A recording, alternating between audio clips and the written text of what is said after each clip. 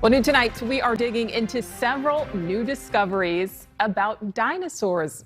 In a recent week, scientists say they've uncovered evidence of new types of the ancient creatures and learned more about the way one of the most famous dinosaurs lived all those millions of years ago.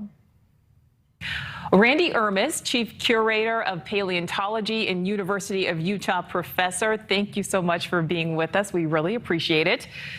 So you're here to talk dinosaurs. Let's talk about Tyrannosaurus Rex. So we know that there's some new evidence of some pack-like behavior with those creatures, not necessarily the solitary animal that I guess they were previously thought to be. That's right. Tyrannosaurs are really charismatic dinosaurs because they were some of the largest dinosaurian predators of all time.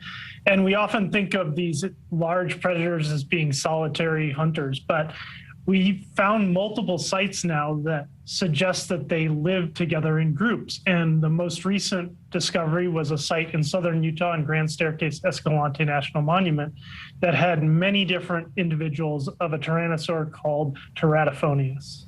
All right, so interesting to think, how large that pack space had to take up, because these are, humongous animals. And there's new evidence that there were 2.5 billion T-Rex on Earth, but we're not talking about at once, obviously.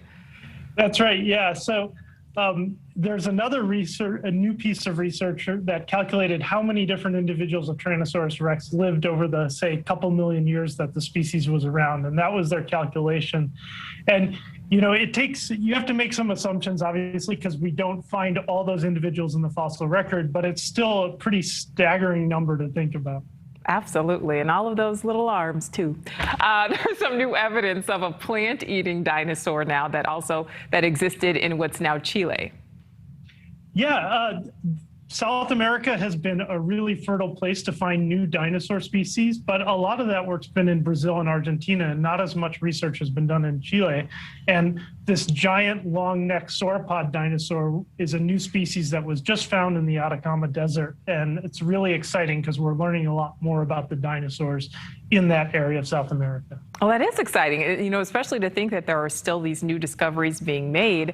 And speaking of that, I know I was told ahead of time that this was not actually a dinosaur that I'm going to ask you about right now, but it's evidence of a Monkeydactyl has been discovered. So it's essentially a flying monkey with opposable thumbs.